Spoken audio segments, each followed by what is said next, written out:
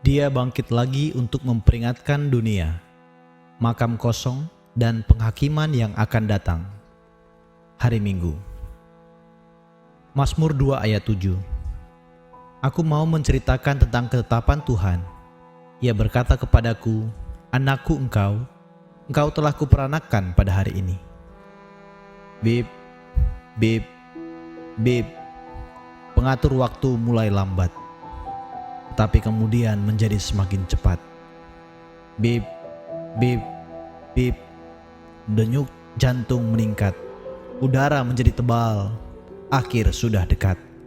Bip, bip, bip. Salah satu aspek yang sering diabaikan dari kebangkitan Yesus adalah bagaimana hal itu menandakan bahwa waktunya begitu singkat. Paskah memberitahu kita bahwa sejarah sekarang berbunyi semakin cepat, menyerukan pertobatan kita. Bangsa-bangsa akan segera menjadi tumpuan kaki Sang Anak. Mereka dan kita masing-masing harus mencium Anak dan berlindung kepadanya sebelum terlambat. Hari ini aku telah melahirkanmu. Pengulangan kebangkitan kembali berkali-kali dalam Mazmur, tapi muncul pertama kali dalam Mazmur 2. Apakah Anda mendengar ayat itu? Aku mau menceritakan tentang ketetapan Tuhan. Ia berkata kepadaku, "Anakku engkau telah kuperanakan pada hari ini." Mazmur 2 ayat 7. Hari ini dari Mazmur 2 ayat 7 adalah Minggu Paskah. Seolah-olah pemazmur bernyanyi, "Kristus Tuhan telah bangkit hari ini." Bagaimana kita tahu bahwa hari ini di dalam Mazmur 2 adalah hari yang sama dengan Minggu Paskah? Dengarkanlah bagaimana Rasul Paulus berkhotbah dan mewartakan Mazmur 2. Seperti ada yang tertulis dalam Kisah Para Rasul 13. Kisah Para Rasul 13 adalah teks paling jelas yang menetapkan hubungan antara kebangkitan Yesus dan hari ini dalam Mazmur 2.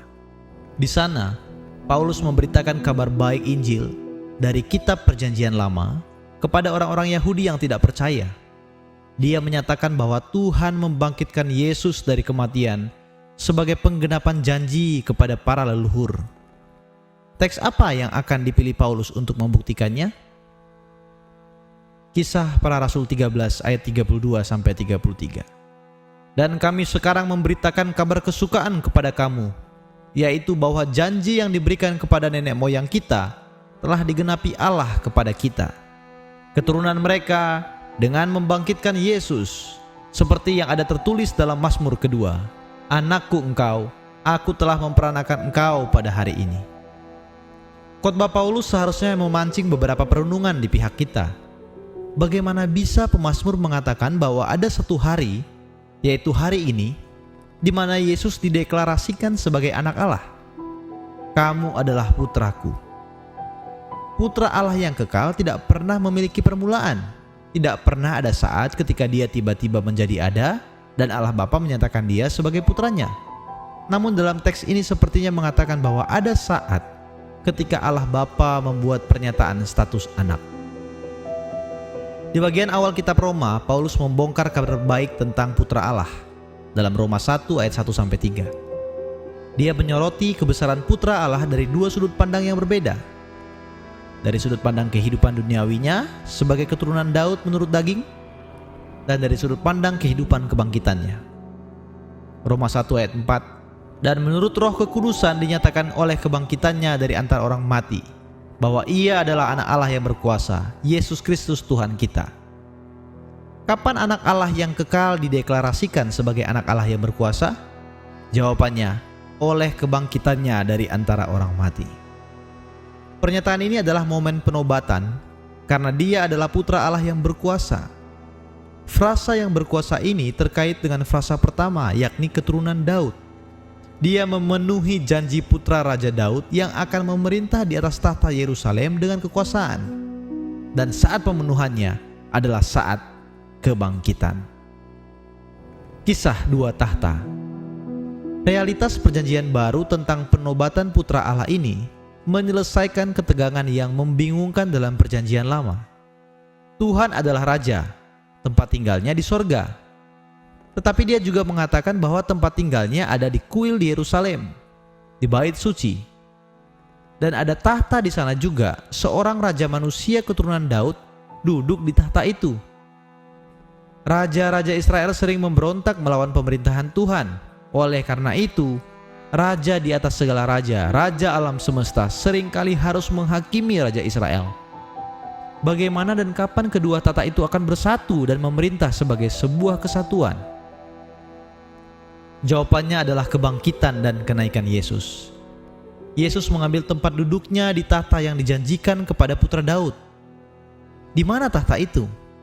Daud dunia memiliki tahta di Sion duniawi, yakni di Yerusalem. Tetapi putra Daud yang lebih besar memiliki tahta di Sion surgawi. Karena Yesus telah bangkit dan tidak dapat mati, tahta surgawi diisi selamanya.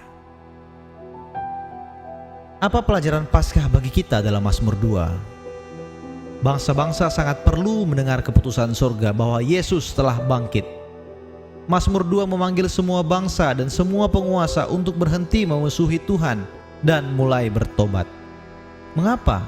Karena Tuhan telah melantik rajanya yang telah bangkit di atas tahta alam semesta. Kebangkitan adalah peringatan awal bahwa penghakiman akan datang. Raja telah hadir, pemberontakan gagal, kebangkitan mengubah segalanya. Sejak Sang Putra bangkit dari kematian, sejarah sekarang berpacu menuju penghakiman, seperti kereta dengan kekuatan penuh. Paulus membuat poin yang sama dalam Kisah Para Rasul 17. Kebangkitan telah terjadi, saat-saat kebodohan dan ketidaktahuan telah berakhir, dan waktu untuk pertobatan telah tiba. Dengan tidak memandang lagi zaman kebodohan, maka sekarang Allah memberitakan kepada manusia bahwa di mana-mana semua mereka harus bertobat, karena Ia telah menetapkan suatu hari pada waktu mana Ia dengan adil akan menghakimi dunia oleh seorang yang telah ditentukannya, sesudah Ia memberikan kepada semua orang suatu bukti tentang hal itu dengan membangkitkan Dia dari antara orang mati. Terdapat dalam Kisah 17 ayat 30-31. Kebangkitan di antara hal lain adalah jaminan bahwa Tuhan melihat ini sangat penting dan mendesak. Penghakiman akan datang. Biarlah semua orang diperingatkan, dan biarlah kita semua membungkuk kepada Tuhan dengan bersukacita dan gemetar, karena diberkatilah semua orang yang berlindung di dalam Dia. Mazmur 2 ayat 11-12. Selamat Paskah, Tuhan memberkati.